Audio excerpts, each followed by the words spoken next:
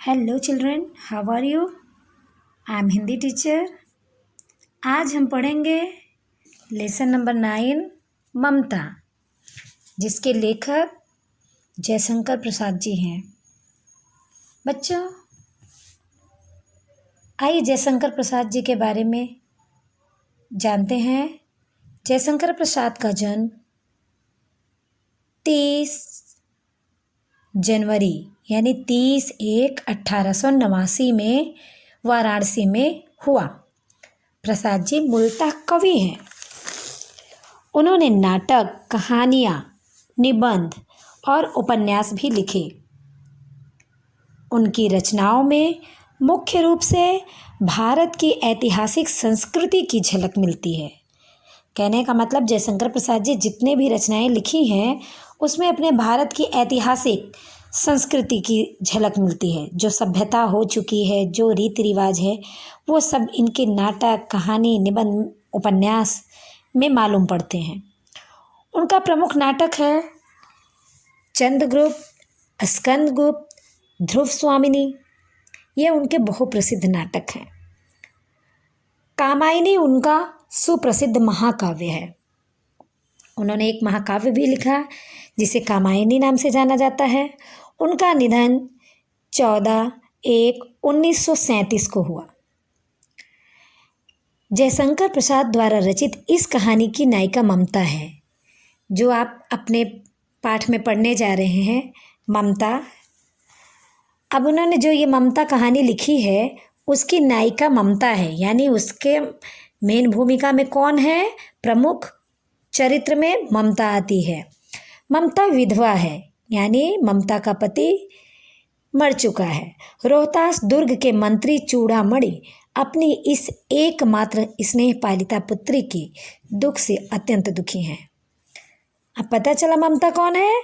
रोहतास दुर्ग के मंत्री चूड़ामणि की एकमात्र स्नेह पालिता यानी इकलौती, बहुत ही प्यार से पालन पोषण जिसका हुआ है, ऐसी पुत्री है ममता। उसी पुत्री जो दुखी है, किस कारण? क्योंकि वो विधवा है। उसके दुख से मंत्री चूड़ामणि भी बहुत दुखी हैं। वे उसका भविष्य सुरक्षित करने का प्रयास करते हैं कि मेरे रहने पर मेरी पुत्री का देखभाल हो रहा है, जब मैं नहीं रहूँगा और इसका पति भी नहीं है तो उसका देखभाल कौन करेगा? इसी को सुरक्षित करने के लिए, इसी प्रकार वो भविष्य को सुरक्षित करने का प्रयास करते हैं। किंतु पिता द्वारा भिजवाए स्वर्ण उपहारों को ममता लौटा देती है। पिता ने, मंत्री चूड़ामणि ने उसके लिए बहुत सारे सोने के उपहार भेजे ताकि भविष्य में उसके काम आए। वे उस डोलियों में छिपकर बैठे पठान सैनिकों ने अगले ही दिन दुर्ग पर अधिकार कर लिया। यानी पठान सैनिक कैसे थे? बहुत ही चालाक, धोखे से आए और दुर्ग पर अधिकार कर लिए। चूड़ामणि वहीं मारे गए। ममता के पिता चूड़ामणि, रोहतास दुर्ग के मंत्री जो थे चूड़ामणि, वो वहीं मारे गए। किंतु ममता वहाँ से सुरक्षित काशी के उत्तर में स्थित एक विहार में जा पहुँची और वहीं रहने लगी। किंतु चूड़ामणि क्या की? चूड़ामणि जब मारे गए तो ममता ने वहाँ से सुरक्षित स्थान खोजने के लिए काशी के उत्तर में स्थित विहार में जा पहुँची और वहीं पे चुपचाप रहने लगी, अपने को बचाकर। लंबा समय बीत गया। अपनी झोपड़ी में बैठी ममता दीप के आलोक में पाठ कर रही थी। बहुत समय बीत गया। वो दुर्ग पर आक्रमण हुआ था, उसका बहुत लंबा समय बीत गया। वहाँ पर वो झोपड़ी बनाकर ममता रहने लगी और दीप के आलोक में, एक दीपक जलाया था, उसके आलोक में, उसके प्रकाश में वो पाठ कर रही थी कि एक भीषण हताश आकृति ने आश्रय मांगा। पाठ कर ही रही थी तो एक भीषण यानी भयानक और हताश, हारा हुआ, काफ़ी परेशान आकृति ने आश्रय माना। वो दीपक के आलोक में देखा, उस दीपक के उजाले में देखा कि कोई बहुत बड़ा आकृति वाला, शरीर वाला है जो मुझसे आश्रय मांग रहा है। संकोच पूर्वक ममता ने अतिथि धर्म का पालन करते हुए उस अतिथि पथिक को आश्रय दिया। संकोच भी कर रही थी कि इसको आश्रय दूं या ना दूं, लेकिन भारत में अतिथि धर्म का पालन करना सबसे बड़ा धर्म माना जाता है, तो उसी अतिथि धर्म का पालन करते हुए ममता ने उस पथिक को आश्रय दे दिया। वह पथिक कोई और नहीं हुमायूं था, जिसने सुबह होने पर अपने एक सैनिक मिर्ज़ा को इस वृद्धा की टूटी झोपड़ी बनवाने का आदेश दिया। वह पथिक हुमायूं था जो सुबह जब हुई, रात बीत गई, सुबह जब हुई, अपने एक सैनिक मिर्ज़ा को आदेश दिया कि ये जो वृद्धा है, इसकी जो टूटी झोपड़ी है, उसको उसकी जगह पर बढ़िया महल बना देना है, ऐसा आदेश दिया। ममता अब 70 वर्ष की हो चली थी। ममता अब कितने सालों की हो गई थी? 70 साल की। अचानक उसे एक अश्वारोही की आवाज़ सुनाई दी, जो उसी की झोपड़ी के बारे में पता पूछ रहा था। ममता जब 70 साल की हो गई तो एक अश्वारोही घुड़सवार की आवाज़ सुनाई दी कि यहाँ पर एक बूढ़ी औरत रहती थी, उसकी झोपड़ी थी, उस झोपड़ी का जगह कहाँ है, यहाँ पर हुमायूं ने आराम किया हुआ था, एक रात विश्राम किया हुआ था, उसका पता पूछ रहा था। ममता उस मुगल अश्वारोही को वह स्थान सौंप कर अनंत यात्रा पर चली गई। ममता उस घुड़सवार को बताई कि यह स्थान वही है, और वहाँ पर बताकर वो अनंत यात्रा पर चली गई, यानी उसकी मृत्यु हो गई। उस स्थान पर एक आकर्षक मंदिर बना, जिसके शिलालेख पर 7 देशों के नरेश हुमायूं और उसके पुत्र अकबर का नाम तो था, किंतु ममता का कहीं जिक्र तक न था। यह स्थान जहाँ पर महल बना, मंदिर बना, वहाँ पर 7 देशों के नरेश हुमायूं का नाम था, जिन्होंने विश्राम किया था, उनके पुत्र अकबर का नाम था, लेकिन ममता जिसकी वजह से वह मंदिर बना, उसका कहीं जिक्र तक न था। और जब ममता के लिए घर बनवाने का आदेश दिया हुमायूं ने, तब उनकी बात को, उनके आदेश का पालन नहीं हुआ। बहुत सालों बाद